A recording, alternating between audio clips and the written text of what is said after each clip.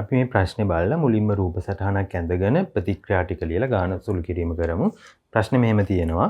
එක්තරා පොහොර සාම්පලයක යූරියා සහ ඇමෝනියම් නයිට්‍රේට් අඩංගුවේ මෙම සාම්පලයෙන් ග්‍රෑම් 0.16ක් ඝන ඩෙසිමීටරයටම අවුල 4 සෝඩියම් හයිඩ්‍රොක්සයිඩ් වැඩිපුර පරිමාවක් සමග රත් කරාලු පිට වූ හයිඩ්‍රොක්ලෝරික් අම්ලය ඝන ඩෙසිමීටරයටම අවුල 0.1 ද්‍රාවණයක ඝන සෙන්ටිමීටර් 50 තුළට අවශෝෂණය කරාලු ඉතිරි වුණ HCl ඊට පස්සේ සෝඩියම් හයිඩ්‍රොක්සයිඩ් එක බැක් ටයිට්‍රේෂන් එක ප්‍රත්‍යානුමාපනයක් කරලා තියෙනවා. ඉතින් සාමාන්‍යයෙන් අපි ඔය කරන පිළිවෙලම තමයි තියෙන්නේ. ඊට පස්සේ දෙවෙනි එක තව වෙනම කොටසක් තියෙනවා. ඉතින් අපි පිළිවෙලට යමු. මුලින්ම රූප සටහනක් ඇඳගමු. එතකොට අපිට වැඩේ ක්ලියර් වෙනවනේ. අපි ගාව තියෙන්නේ පොහොර සාම්පලයක් නේ. ඒ කියන්නේ බොහෝ විට ඝන ද්‍රව්‍යයක් වෙයි. යූරියා සහ ඇමෝනියම් නයිට්‍රේට් කියන ද්‍රව්‍ය දෙක තියෙන්නේ.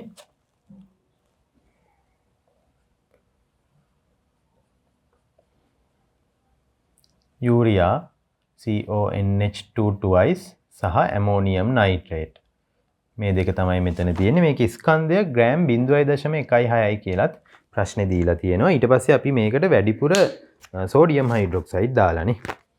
එයාගේ සාන්ද්‍රණයත් අපිට දීලා තියෙනවා. සෝඩියම් හයිඩ්‍රොක්සයිඩ් 4යි ඝන ඩෙසිමීටරයටම අවුල්. වැඩිපුර දාලා ඒ වැඩිපුර දැම්මා කියන එකෙන් කියවෙන්නේ මේ දෙන්න ප්‍රතික්‍රියා වෙන අය වෙනවා නම් දෙක සම්පූර්ණයෙන් ප්‍රතික්‍රියා වෙලා ඉවර වෙනවා. මොකද NaOH ඕන තරම් තියෙනවානේ. එහෙම වුණාම දැන් මේක ඇත්තටම ප්‍රතික්‍රියා දෙක ලියා ගන්න ඕනේ ඊට පස්සේ හැදෙන ද්‍රව්‍ය ගැන බලන්න නන්නේ. ප්‍රතික්‍රියා ලියලා අපි තුලිත කරගමු. මේවා කොහෙද තියෙන්නේ? මේවා තියෙන්නේ ඉනෝගනික් 6 වෙනි පාඩමේ. අපි කොණු යටතේ අපිට තියෙන්නේ යූරියා ගැන වෙනමත් තියෙනවා අපිට. යූරියා CONH2 twice යූරියා වලට සෝඩියම් හයිඩ්‍රොක්සයිඩ් වගේ ප්‍රබල භස්මයක් දැම්මම හැදෙනවා සෝඩියම් කාබනේට් සහ මේ ක්‍රියාවලියේදී ඇමෝනියා පිට වෙනවා. ඔය ඇමෝනියා කියන වායුව ලැබෙන අවස්ථා ගැන මම වෙනම කියලා දීලා තියෙනවා. ඒවා විශේෂයි අවස්ථා පහක් තියෙනවා. අපිට ඒවා වෙනම අපි දැනගන්න ඕනේ. මේ ඉන්කා මේකනේ පළවෙනි එකනේ. ඊට අමතරව මෙතන NH4NO3 හොඳ ඇමෝනියම් නයිට්‍රේට් තියෙන්නේ. ඇමෝනියම් නයිට්‍රේට් ඔන්න ඔය දෙක තියෙන්නේ. හරි ඒකත් ලියගමු. ඊට කලින් මේක අපි තුලිත කරගමු. සෝඩියම් 2යිනේ. මේ පැත්තේ සෝඩියම් 2 දාගමු.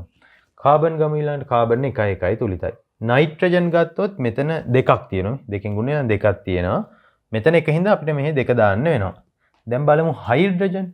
හතරක් දෙවරක් දෙක හතරයි. මෙතන දෙකයි 6ක් තියෙනවා. තුන් වරක් දෙක 6යි. ඒක හරි. ඔක්සිජන් මෙතන දෙකයි මෙතන එකයි 3යි තුලිතයි. ඔන්න ඔය විදිහට ප්‍රතික්‍රියා වෙන්නේ ඇමෝනියා කියන වායුව පිට වෙනවා. සෝඩියම් කාබනේට් නම් ද්‍රාවණයක් ඇත්තරමනේ. අපිට ඒක ඝනයක් විදියට වෙන් කරලා ගන්නත් පුළුවන්. ඉතින් ජලයේ දිය වෙනවා. ජල ද්‍රාව්‍යතාවයේ තියෙන ඉතිනෝගනික් වල මම මෙතන ඒ කාරණා පැහැදිලි කරන්නම්. ඊට පස්සේ ඇමෝනියම් නයිට්‍රේට්. ඔය ඇමෝනියම් නයිට්‍රේට් නිකං තාප යෝජනය කරාට ඇමෝනියා වායුව පිට වෙන්නේ නැහැ.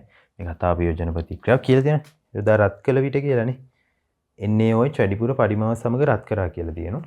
දැන් NH4NO3 නිකන් තාප යෝජනය කරා නම් එන්නේ N2O සහ ජලය. එතන ඇමෝනියා පිටවීමක් වෙන්නේ හැබැයි කියලා තියෙන්නේ සෝඩියම් හයිඩ්‍රොක්සයිඩ් යොදා රත් කරා කියලා. ඕනම ඇමෝනියම් ලවණයක් සෝඩියම් හයිඩ්‍රොක්සයිඩ් සමග රත් කරොත් නම් අනිවාර්යයෙන්ම ඇමෝනියා පිට වෙනවා. ඔහොම තමයි ප්‍රශ්නේ කියලා තියෙන්නේ. ඉතින් මේක නිකන් ඇමෝනියා පිට වෙනවා කියලා දන්නවනේ. අනිත් දේවල් අපි දෙපැත්ත බලලා ලියමු. ඇමෝනියා වායුව මෙතනත් පිට වුණා. ඇමෝනියා මේ කැලෙන් ආව කිව්ව. සෝඩියම් නයිට්‍රේට් තියෙනවා. NaNO3 හැදෙන්න ඕනේ. ඒකත් ද්‍රාවණයක් නේ. නයිට්‍රේට සියල්ල ජලයේ දිය වෙනවා. සහ ඔක්සිජන් හයිඩ්‍රජන් ටික අනේ තියෙන ජලය හැදෙන්න ඕන. ජලය හැදෙන්න ඕන. තුලිත කරමුද? නයිට්‍රජන් ගමු මුලින්ම මේ අඩුවෙන් තියෙන පරමාණු තුලිත කරන්න ඕනේ. දැන් හයිඩ්‍රජන් වගේ එපා. ඒක පොඩ්ඩක් තියන්න. හයිඩ්‍රජන් හැමතැනම වගේ තියෙනවනේ. නයිට්‍රජන් ගමු. මෙතන එකයි මෙතන එකයි. දෙකයි. මෙතන එකයි මෙතන එකයි දෙකයි. ඒක හරි. ඊට පස්සේ අපි බලමු සෝඩියම්. සෝඩියම් 1යි ඒකත් හරි. ඊළඟට බලමුද හයිඩ්‍රජන්. හයිඩ්‍රජන් මෙතන 4යි 1යි 5යි. මෙතන 3යි 4යි 5යි. ඔක්සිජන් 3යි 4යි. 3යි 4යි. ඔක තුලිතයි. ඔන්න ඔය විදිහට වෙන්නේ. මම ඕක ලිව්වෙම නැත්නම් අපිට රූප සටහන කම්ප්ලීට් කරගන්න බැරි වෙනවා. හරිද? දැන් අපිට මොකක්ද දෙන්නේ? අපි හිතමු මේක ඉතින් ක්ලෝස්ඩ් සිස්ටම් එකක් කියලා වහලා තියෙන්නේ කියලා නේ. නැත්නම් වායු ටික පිට වෙලා යනවනේ පාර. ඔහොම තියෙන්නේ. ද්‍රාවණය තුල තියෙනවා සෝඩියම් කාබනේට්. සමහරවිට මේක ඕන වෙන එකක් නැහැ. මෙයා සෝඩියම් නයිට්‍රේට් තියෙනවා. ඕනනම් ජලය ටිකකුත් තියෙනවානේ. වායු කොටසේ තියෙන්නේ මොනවද? ඇමෝනියා කියන වායුව. ඇමෝනියා කියන වායුව. ඔක තමයි වෙන්නේ. හරි මම ඇත්තටම මේ දෙවෙනි රූප සටහන ඇන්දේ නැතත් ප්‍රශ්නයක් නැහැ. එතනින් එහාට අපිට කියනවා ඇමෝනියා සමග ප්‍රතික්‍රියා වෙනවා කියලා. ඒක වඩාත් හොඳට තේරුම් ගන්න තමයි ඇන්දේ. ඊට පස්සේ කියනවා පිට වූ වායුව ඝන ඩෙසිමීටරයට මවුල 0.1 වන HCl ද්‍රාවණයක ඝන සෙන්ටිමීටර් 50ක් තුලට අවශෝෂණය කරනවා. කොහොම හරි ක්‍රමයකින් ඇමෝනියා වෙන් කරනවා. වෙන් කරලා අරගෙන HCl ද්‍රාවණයකට ඒ ඇමෝනියා ටික යොදලා. අපි ගාව තියෙන HCl ද්‍රාවණයක්. ඇමෝනියා කියන්නේ වායුවක් නේ. ඉතින් වායුව නිකන් හලන්න බෑ. මොකක් හරි ක්‍රමවේදයක් අපි බුබුලණය කරනවා කියන්නේ. මොකක් හරි ක්‍රමවේදයකින් ඇමෝනියා ටික මේකට යොදලා. HCl ගත්තොත් තිබිලා තියෙන 0.1 එයාගේ සාන්ද්‍රණය ඒකෙන් ඝන සෙන්ටිමීටර් 50ක් තමයි තිබිලා තියෙන්නේ. මේක තුලට අර හැදුන ඇමෝනියා ටික දාලා. ඊට පස්සේ ඉතිරි වූ HCl. HCl ඉතුරු වුණා කියලා කියනවා ඉතින්. එහෙනම් ඉතින් මෙතන HCl වැඩිපුර දාලා නේද? කියන්නේ ඇමෝනියා සියල්ලම ප්‍රතික්‍රියා වෙලා මේකෙදි. ඒකත් ලියමුද ප්‍රතික්‍රියාව? මෙතන වෙන ප්‍රතික්‍රියාව ඇමෝනියා වායුව ප්‍රතික්‍රියා වෙනවා HCl එක්ක. මෙතන වෙන්නේ ඇත්තටම අම්ල භස්ම ප්‍රතික්‍රියාවක්. සරලව HCl කියන්නේ අම්ලයක්. අම්ල කියන්නේ ප්‍රෝටෝන ප්‍රදානය කරන අය. ඒක බ්‍රොන්ස්ටඩ් වාදයට අනුව ගන්නත් පුළුවන් අපිට. ආහීනිය ස්වාදයට කියවෙනවා ඒක. එතකොට මේ H+ පිට වෙනවා. භස්ම කියන්නේ එක්ක OH- හයිඩ්‍රොක්සයිඩ් අයන පිට ගන්නවා. නැත්නම් අපි බ්‍රොන්ස්ටඩ් ලෝරි වාදය අනුව ඉගෙන ගන්නවා ප්‍රෝටෝන ප්‍රතිග්‍රහණය කරන අයත් භස්ම. සරලව කිව්වොත් H+ ගන්නවා නම් ඒත් භස්ම. වෙන්නේ මෙයා පිට කරන H+ එක ඇමෝනියා ගන්න. එතකොට හරි. මෙයා H+ පිට කරනවා. ඒ කියන්නේ අම්ලයක්. මෙයා H+ ගන්නවා. ඒ කියන්නේ භස්මයක්. ඒ කියන්නේ අම්ල භස්ම තමයි ප්‍රතික්‍රියා වෙන්නේ. අම්ල දෙයක් ප්‍රතික්‍රියා වෙන්නේ නැහැ. භස්ම දෙකක් ප්‍රතික්‍රියා වෙන්නේ නැහැ. ඒ කියන්නේ මම කිව්වේ එතකොට NH4+ වෙනවානේ. NH3H+ එකක් ගත්තම NH4+ වෙනවානේ. ඉතින් මෙතන ඉතුරු Cl-. ඉතින් ওই දෙක මොකද වෙන්නේ එකතු වෙනවා. ඒකට NH4Cl කියන ලවණය හැදෙනවා.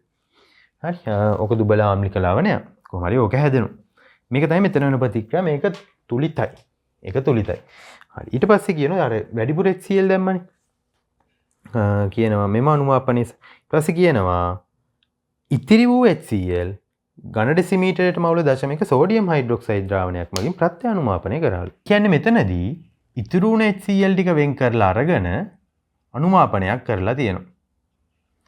අපි දාලා තියෙන්නේ සෝඩියම් හයිඩ්‍රොක්සයිඩ් කියන භස්මය. ඒකෙදි වැය වෙලා තියෙන සෝඩියම් හයිඩ්‍රොක්සයිඩ් 0.1න් 25. ඝන ඩෙසිමීටරයට මවුල 0.1 සාන්ද්‍රණයෙන් 25ක් ඝන සෙන්ටිමීටර වැය වෙලා තියෙනවා. ඔන්න කරපු වැඩේට තමයි අපි ප්‍රත්‍යානුමාපනය කියන්නේ. ඒ කියන්නේ ඇමෝනියා තියෙනවනේ. අපිට ගාන්ටම ඇමෝනියා ටික වැය වෙනවා. වැය වෙන්නේ HCl දානට වඩා HCl අපි වැඩිපුර දානවා. ඒතර ඇමෝනියා සියල්ලම ප්‍රතික්‍රියා වුණා කියලා ෂුවර්නේ. දාපු HCl ගානක් දන්නවනේ. ඒතර ඉතුරු වුණ HCl ටික අපි වෙන ක්‍රමයකින් හොයනවා. ඒතර දාපු මුළු HCl දන්නවා, ඉතුරු වුණ HCl දන්නවා. ඔය දෙකේ අන්තරය මගින් අපිට එනවා ඇමෝනියා සමග ප්‍රතික්‍රියා වුණ HCl. ඒක තමයි දැන් කරන්න ඕන අපි. හරිද? ඕක තමයි තියෙන්නේ. ඔන්න පළවෙනි ඡේදයට අදාළ සියලුම දත්ත ටික අපි මාක් කරගත්ත ප්‍රතික්‍රියා තුනක් තියෙනවා. ප්‍රතික්‍රියා තුනක් තුලිත කරලා ලිව්වා. මේවා පිළිවෙලට කරගන්න දැන් ප්‍රතික්‍රියා ලියනකොට ලකුණු දෙනවනේ. රූප සටහන හරියට ඇඳේ නැත්නම් ප්‍රතික්‍රියා මිස් වෙන්න එහෙමත් පුළුවන්. ගාන වර්ධිනවත් ලොකු chance එකක් තියෙනවා. මේවා ටිකක් ලොකු ගණන් හින්දා. අපි බලමු දෙවෙනි ඡේදය. ඉන්පසුව ප්ලාස්කුවේ ඉතිරි වූ ද්‍රාවණය මේක ප්ලාස්කුවේ ඉතිරි වූ ද්‍රාවණය කියන්නේ. හරි. ප්ලාස්කුවේ ඉතිරි වූ ද්‍රාවණය ඇලුමිනියම් කුඩු සමග බුබුලු නැගීම නතර වන තුරු රත් කරාලු. එහිදී පිට වූ වායුව තවත් ඝන ඩෙසිමීටරයට මවුල 0.1 වන HCl ඝන සෙන්ටිමීටර් 63ට අවශෝෂණය කරාලු. ආයෙත් අර ඉතුරු වෙන HCl එතනත් සෝඩියම් හයිඩ්‍රොක්සයිඩ් මගින් ප්‍රත්‍යානුමාපනය කරලා. මෙතනත් අපි අර ඉතුරු ප්‍රතික්‍රියාවත් ලියලා මිමුද ඉතින්. Cl මේ ඉතිරි HCl හොඳ. ඉතිරි කියලා ලියන්න ඕනේ නැහැ. ඉතිරි HCl ප්‍රතික්‍රියා වෙනවා සෝඩියම් හයිඩ්‍රොක්සයිඩ් එක්ක. මොකද මේ HCl අම්ලයක් එයා H+ පිට කරනවා. සෝඩියම් හයිඩ්‍රොක්සයිඩ් භස්මයක් එයා OH- පිට කරනවා. H+ ධන OH- ජලය හැදෙනවා. උදාසීනීකරණ ප්‍රතික්‍රියාව. මෙතන ඉතුරුයි Cl- මෙතන ඉතුරුයි සෝඩියම් ප්ලස්. සෝඩියම් ක්ලෝරයිඩ් කියන ලවණය හැදෙනවා. එයා උදාසීන ලවණයක්. ඒක තුලිතයි නේද? තුලිතයි. ඔක තමයි මුල් කොටස වෙන්නේ. අපි කොහොම හරි අර තිබුණ ද්‍රාවණය වෙන් කරලා අරගෙන separation methods තියෙනවා. ඉතින් හරි කොහොම හරි ওই ද්‍රාවණය වෙන් කරලා අරගෙන ඒ ද්‍රාවණයේ තියෙන මොකක් හරි එකක් ඇලුමිනියම් කුඩුත් එක්ක ප්‍රතික්‍රියා වෙනවා. ඒ ඇලුමිනියම් කුඩුත් එක්ක ප්‍රතික්‍රියා වෙන එක අපි දාන්නේ ඇලුමිනියම්. ප්‍රතික්‍රියා වෙන එක දැනගන්න ඉතින් පොඩ්ඩක් රෙඩොක්ස් දැනුම ඕන වෙනවා. ඇලුමිනියම් කුඩු එක්ක හොඳට ප්‍රතික්‍රියා වෙනවා නයිට්‍රේට්. අපිට කියලා තියෙනවා ඉන්පසු ප්ලාස්කුවේ ඉතිරි ද්‍රාවණය ඇලුමිනියම් කුඩු සමග බුබුලු නැගීම නතර වෙන තුරු රත් කරනවා. වායුව පිට වෙනවා. ඒ වායුව පිට වෙලා ඉවර වෙනකම්ම දැම්ම කියන්නේ සම්පූර්ණයෙන්ම ওই තියෙන නයිට්‍රේට් ටික ප්‍රතික්‍රියා වුණා කියන එක. ওই ප්‍රතික්‍රියාවත් ලියලා තුලිත කරමු.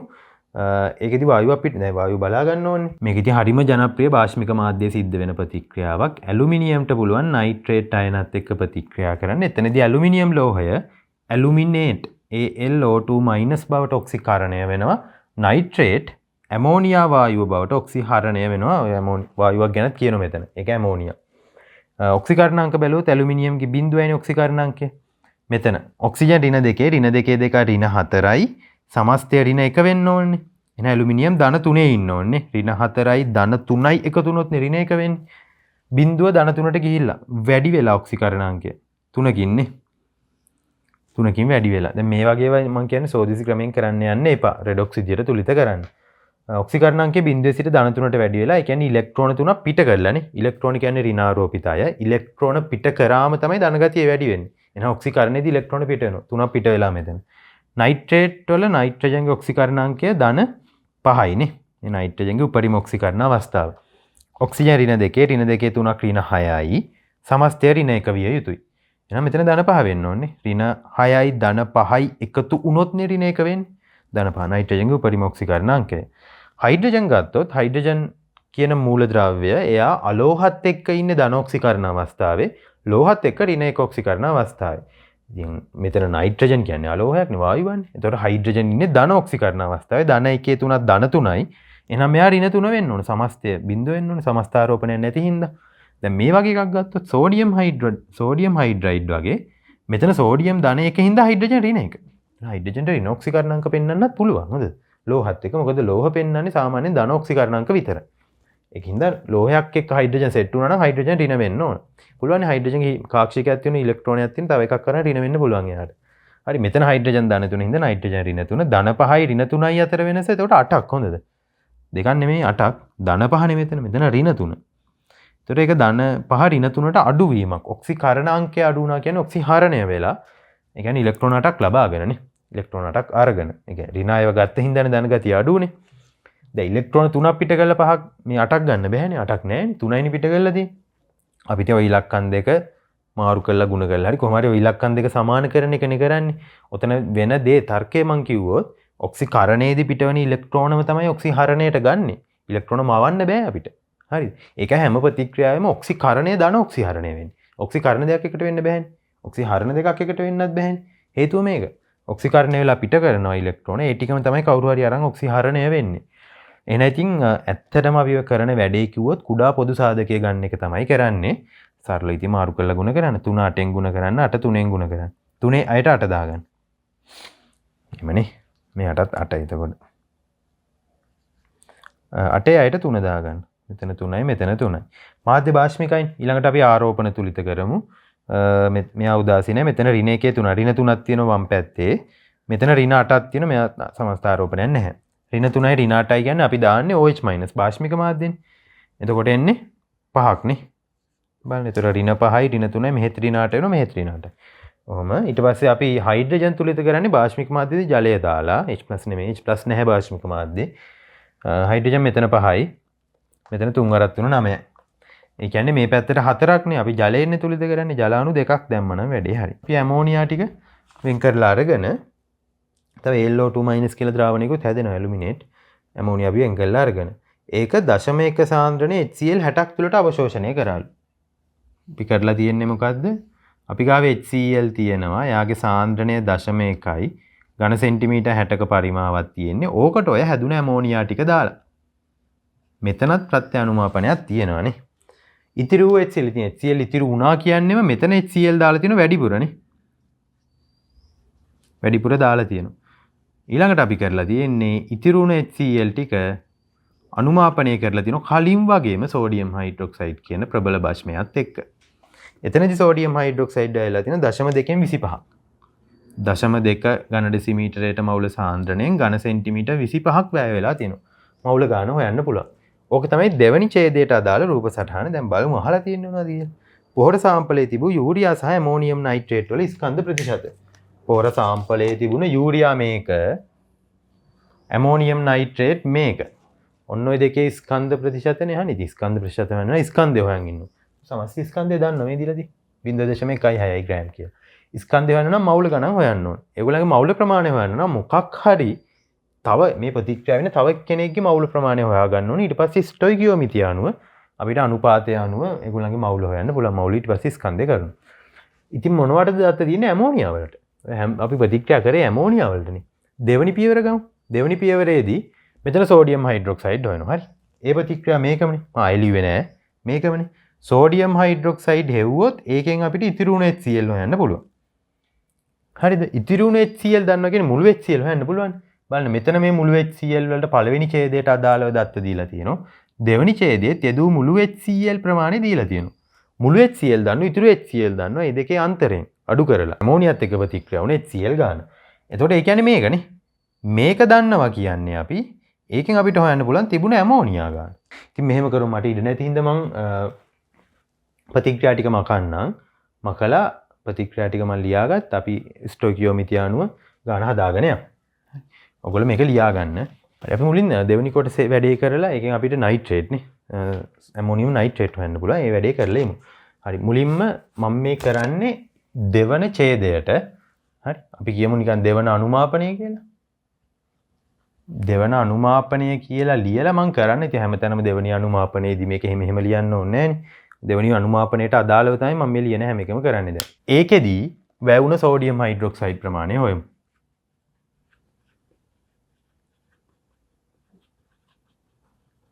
දෙවන අනුමාපනයේදී සාන්ද්‍රණය ඝන ඩෙසිමීටරයට මවුල 0.2යි.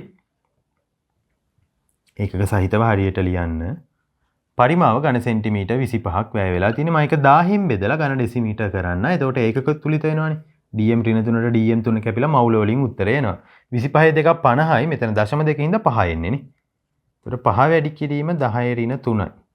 මවුල ඕන්න ඉතින් 0.0.0.5 කියලා ලියා ගන්න. මම මේ 10 බලයක් විදියට දර්ශකයක් ලෙස යනවා. එතකොට ලේසියි අපිට. ඊළඟට ඒකෙන් හොයන්න පුළුවන් ඉතුරු HCl. එතන එකට එක තිබුණේ. හරි. ප්‍රතික්‍රියාව බලන්න. NaOH HCl එකට එක මවුල අනුපාතය තිබුණේ. ප්‍රතික්‍රියාව තුලිත කරාම. ඒකෙන්ද අපිට හොයන්න පුළුවන් ඉතිරිව තිබූ HCl ප්‍රමාණය. එකට එකයි නේ. ඉතින් මේකම තමයි. 5 වැඩි කිරීම 10 ඍණ 3යි මවුලම තමයි. හරි. ඉතුරුනේ HCl දන්නවනම් අපි දැන් හොයමු යෙදූ මුළු HCl ගන්න. යෙදූ මුළු හයිඩ්‍රොක්ලෝරික් ප්‍රමාණය කීයද? 0.1න් 60ක් දාලා තියෙන්නේ. සාන්ද්‍රණය 0.1යි. ඝන සෙන්ටිමීටර් 60ක් දාලා තියෙන්නේ. ඒකත් මම 1000න් බෙදලා ඝන ඩෙසිමීටර් කරනවා ඒකක තුලිත වෙන්න. එතකොට අපිට එනවා ඉතින් මෙතන 60.1න් ගුණ කරා කියන්නේ 6 කියලා එන්නේ. 6 වැඩි කිරීම 10 ඍණ 3යි. ඔය කරපු වැඩේ තේරෙනවා. දැන් මේ යෙදූ මුළු HCl මොනවටද වැයුනේ? මේවා ලියන්න ඕනේ. මුළු HCl දේවල් දෙකකටනේ වැඩි උනේ. වැය උනේ අපිට. කොටසක් ඇමෝනියත් එක්ක ප්‍රතික්‍රියා වෙනවා. කොටසක් ඉතුරු වෙලා සෝඩියම් හයිඩ්‍රොක්සයිඩ් සමග ප්‍රතික්‍රියා වෙනවා. ඔන්න ඔය දෙකට. දැන් මුළු HCl හෙව්වා. මෙන්න මේ ඉතිරි වෙලා ප්‍රතික්‍රියා වුණ ගාන හෙව්වා. මෙන්න මේකනේ අහන්නේ අපි. අඩු කරා නම් හරිනේ. මුළු ගානෙන් ඉතිරි වුණ ප්‍රමාණය හොයමු. අඩු කරමු අපි. අඩු කරාම අපිට එනවා ඇමෝනියා සමග ප්‍රතික්‍රියා වුණ HCl ප්‍රමාණය. එහෙනම් මම දැන් හොයනවා ඇමෝනියා සමග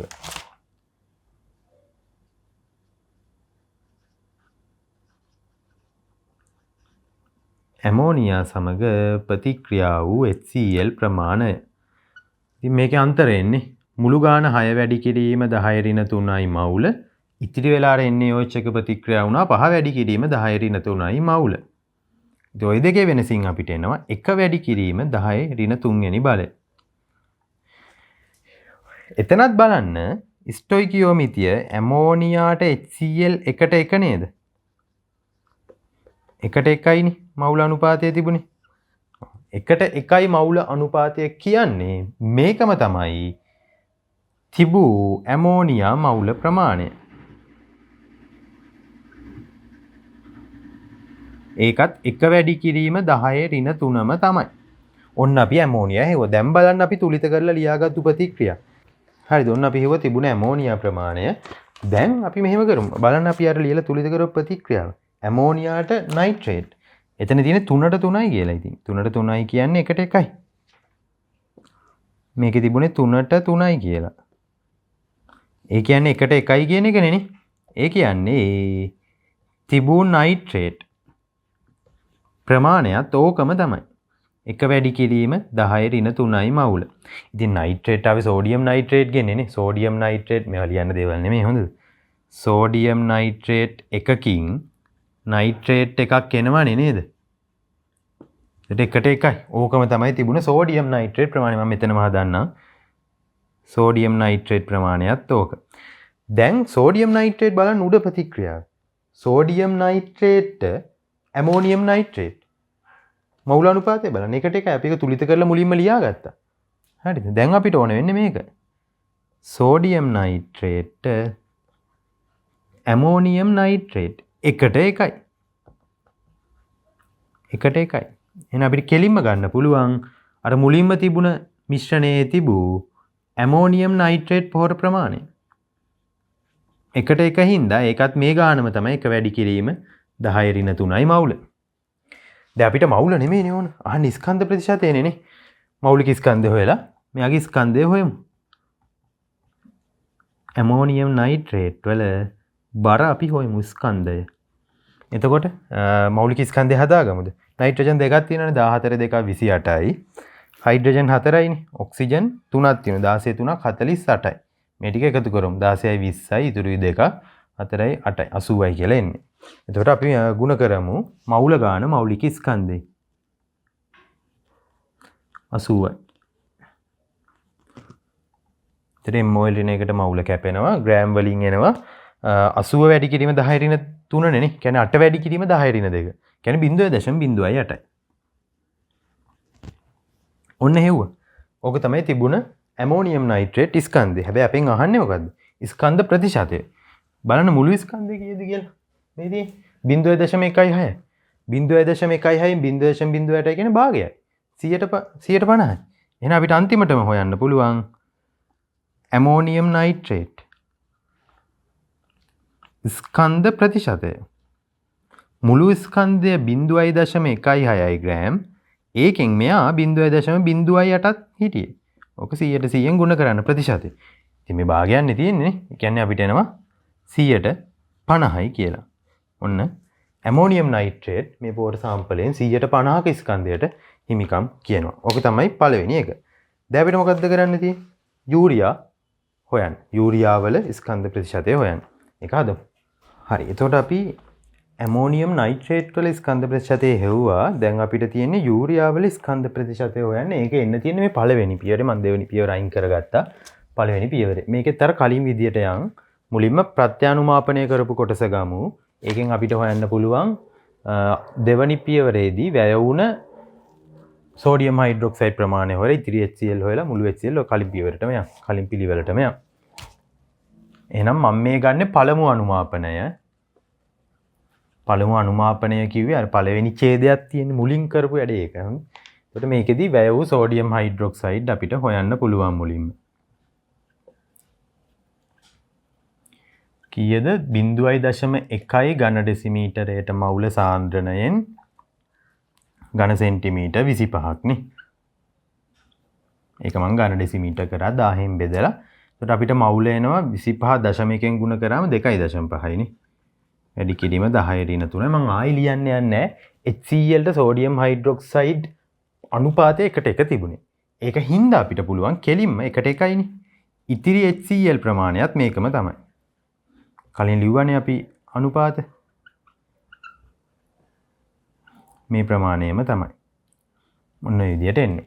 දැන් අපි යදු මුළු HCl වල මම ඉතින් කලින් පියවරේ කරපු හින්දා මම ගැන වැඩි විස්තර කරන්නේ. ඔය යදු මුළු HCl වැය උනේ යොදපු මුළු HCl වැය උනේ ඇමෝනියත් එක්ක ටිකක් ප්‍රතික්‍රියා වුණා. තව කොටසක් ඉතිරි වෙලා සෝඩියම් හයිඩ්‍රොක්සයිඩ් එක්ක ප්‍රතික්‍රියා වෙනවා. එහෙනම් මම දැන් හොයනවා යදු මුළු HCl. යදු මුළු හයිඩ්‍රොක්ලෝරික් අම්ල ප්‍රමාණය අපිට හොයන්න පුළුවන්. මේකෙදි දාලා තියෙන 0.1න් 50ක්.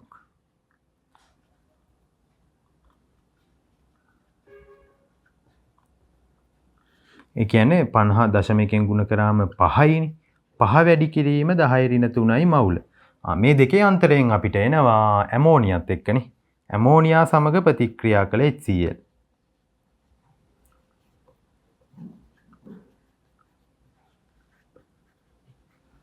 පහ වැඩි කිරීම 10 ඍණ 3ක් තමයි යොදපු මුළු HCl ප්‍රමාණය. ඒකෙන් ඉතුරුන ප්‍රමාණය 2.5යි. ඒ කියන්නේ ඇමෝනියා එකක් 2.5 වැඩි කිරීම 10 ඍණ 3යි මවුල ප්‍රමාණයක් ප්‍රතික්‍රියා කරලා තියෙනවා. හරිනේ. ඊට පස්සේ ඒ ප්‍රතික්‍රියාව බලන්න. ඒක ඇමෝනියත් එක්ක හයිඩ්‍රොක්ලෝරික් අම්ලයේ ප්‍රතික්‍රියාව උනේ අපි කලින් කතා කරා. ඒකෙත් එකට එක නේද මේ මවුල අනුපාතය තිබුණේ. එහෙනම් අපිට හොයන්න පුළුවන් මෙතන තිබූ ඇමෝනියා මේ ගානම තමයි. එකට එකයිනේ. 2.5 වැඩි කිරීම 10 ඍණ 3යි මවුලම තමයි. හරිද? ඔය හෙව්වේ අපි තිබුණ ඇමෝනියා ප්‍රමාණය. දැන් බලන්න අපි අර කලින් ලිව්වනේ ප්‍රතික්‍රියා. එතකොට දැන් ඇමෝනියා ආකාර දෙකකට ප්‍රතික්‍රියා වුණා. හරිද? අපිට යොදපු මුළු ඇමෝනියා ගාන හොයාගන්නත් වෙනවා. අපි බලමු. මෙතනදී අපි හෙව්වේ HCl සමග ප්‍රතික්‍රියා වුණ ඇමෝනියා ප්‍රමාණය. කියන්නේ අපි මේ හොයපු තිබූ ඇමෝනියා ප්‍රමාණය කියන්නේ දේවල් දෙකකින් ලැබුණ ඇමෝනියා. බලන්න කලින් ලියපු ප්‍රතික්‍රියා. ඇමෝනියා එකක් යූරියා මගින් ලැබුණා. අනිත් එක සෝඩියම් නයිට්‍රේට් මගින් ලැබුණා. ඒ කියන්නේ ඔය පිටවන ඇමෝනියා දේවල් දෙකක් මගින් ලැබුණා. කොටසක් අපිට ලැබුණා යූරියා මගින්. නේද? තව කොටසක් ලැබුණා ඇමෝනියම් නයිට්‍රේට් මගින්. ඕකනේ උනේ. දැන් පිට වුණ ඇමෝනියා ප්‍රමාණය අපි හෙව්වා. ඒක තමයි මේ 2.5 වැඩි කිරීම 10 ඍණ 3යි මවුල කියලා අපි හෙව්වේ. හරි. මෙන්න මෙතන ඇමෝනියම් නයිට්‍රේට් මගින් පිට වුණ ඇමෝනියා මවුල හොයන්න පුළුවන්. අපි කලින් අනුමාපනයේදී ඔක හෙව්වා. බලන්න ඇමෝනියම් නයිට්‍රේට් මගින් පිට වුණ ඇමෝනියා ගාන අපිට කලින් ආවේ එක වැඩි කිරීම 10 ඍණ 3යි. දැන් මම ඒක ආයි විස්තර ගන්න. කලින් අපි හදපු කොටස ඒකේ අපි හෙව්වා නයිට්‍රේට් මගින් පිට වූ ඇමෝනියා එක වැඩි කිරීම 10 ඍණ 3යි. මේක එක වැඩි කිරීම 10 ඍණ 3යි මවුල. මේක කොහෙන්ද ගත්තේ? කලින් හැදුවා අපි. මුලින් හැදුවේ ඕක. හරි. එහෙනම් ඉතින් මේ මුළු ඇමෝනියා මෙයාගෙන් පිට වුණ ඇමෝනියා දන්න යූරියා මගින් පිට වුණ ඇමෝනියා දැන් හොයන්න පුළුවන් අපිට. එහෙනම් මම දැන් යූරියා හොයන එකනේ අපේ අරමුණ නේද? යූරියා මගින් පිට වුණ ඇමෝනියා ප්‍රමාණය දැන් අපිට ගණනය කරන්න පුළුවන්. පිට වුණ මුළු ඇමෝනියා 2.5 වැඩි කිරීම 10 ඍණ 3යි මවුල. එතනින් එක වැඩි කිරීම 10 ඍණ 3ක් ඇවිල්ලා තියෙන්නේ ඇමෝනියම් නයිට්‍රේට් මගින්. ඒ කියන්නේ 1.5 වැඩි කිරීම 10 ඍණ 3යි මවුල තමයි යූරියා මගින් පිට වෙලා තියෙන්නේ. හරිද? දැන් බලන්න ස්ටොයිකියෝමීතික අනුපාතය. යූරියාට ඇමෝනියා 1:2යි නේද? යූරියා වලට ඇමෝනියා. බලන්න ස්ටොයිකියෝමීතික අනුපාතය අපි කලින්ම ප්‍රතික්‍රියා ලියලා තුලිත කරා 1:2 මවුල අනුපාතයෙන් තියෙන. මුලිය ප්‍රතික්‍රියාව බලන්න. එහෙනම් අපිට හොයන්න පුළුවන් කෙලින්ම ගන්න හදලා ඉවරයි ඇත්තටම. තිබූ යූරියා වල මවුල ගාන 1:2යි නේ. එහෙනම් මේකෙන් භාගය යන්නේ 1.5 වැඩි කිරීම 10 ඍණ 3යි මවුල වලින් භාගයක්. එතකොට අපිට එනවා 0.75යි නේ. වැඩි කිරීම 10 ඍණ 3යි මවුල කියලා. ඔන්න එනවා තිබුණ යූරියා මවුල ගන්න. මවුල නෙමෙයිනේ ඕනනේ. ස්කන්ධයෙන් හදමු. යූරියා ස්කන්ධය අපි දැන් හොයමු. මවුල ගාන ඔක මම මෙහෙම ලියන්නද? 7.5 වැඩි කිරීම 10 ඍණ 4 කියලා ලියන්න. අත්‍යවශ්‍ය නෑ ලියන එක. ඊට පස්සේ අපි ඒක මෞලික ස්කන්ධයෙන් ಗುಣ කරමු. යූරියා කියන්නේ මේකනේ. CONH2 twice නේ. හදමු. කාබන් 12යි ඔක්සිජන් 16යි නයිට්‍රජන් 14යි 14යි මෙතන එතකොට 15යි 16යි 16 දෙකක් 32යි. එතකොට 6යි 10යි ඉතුරුයි එක 3යි 4යි 5යි 6යි 60යි කියලා එන්නේ මෞලික ස්කන්ධය. අපිට එනවා 7.5 60න්. ඒ කියන්නේ 75 6න් ගුණ කරා හා සමානයිනේ. හරිද? 75 ගුණ කරමු 6න්. 6 වරක් 5 30යි. ඉතුරුයි 3. 6 වරක් 7 42යි. 43යි 44යි 45යි. 450 වැඩි කිරීම 10 ඍණ 4යි ග්‍රෑම් කියලා එන්නේ. මවුලට මවුල ඍණයක් කැපෙනවා. 10 ඍණ 4ෙන් ගුණ කරොත් ඒ කියන්නේ 45 වැඩි කිරීම 10 ඍණ 3 4.5 වැඩි කිරීම 10 ඍණ 2 0.45 නෙමෙයි 0.04 නේ. ඔන්න තිබුණ යූරියාවල ස්කන්ධය හෙව්වා. ඉතින් දැන් ස්කන්ධය හෙව්වට පස්සේ මොකද තියෙන්නේ? කෙලින්ම අපිට ස්කන්ධ ප්‍රතිශතය හොයන්න තියෙන්නේ. දැන් මම යූරියාවල ස්කන්ධ ප්‍රතිශතය ගණනය කරන්න ඔච්චරයි. එතකොට මුළු ස්කන්ධය මේකෙත් 0.16යි ග්‍රෑම්. ඒකෙන් යූරියා තිබුණේ 0.04.5 ග්‍රෑම්. ඕක ගුණ කරන්න 100ට 100ෙන්. එතකොට අපිට ප්‍රතිශතය එනවා 28.125ක් ප්‍රතිශතය. 128ක් තමයි යූරියා තියලා තියෙන්නේ. දැන් කලින් එක 150 ආපු ගමන් මේක 150 කියලා ලියන්න එපා. හොඳද? පොර මිශ්‍රණය මේ දෙන්න විතරක් නෙමෙයි තව අපද්‍රව්‍ය තියෙන්න පුළුවන් තිබිලා ඉතින්. 122ක් විතර අපද්‍රව්‍ය තිබිලා තියෙනවා. ඕක තමයි තිබුණ යූරියාවල ස්කන්ධ ප්‍රතිශතය.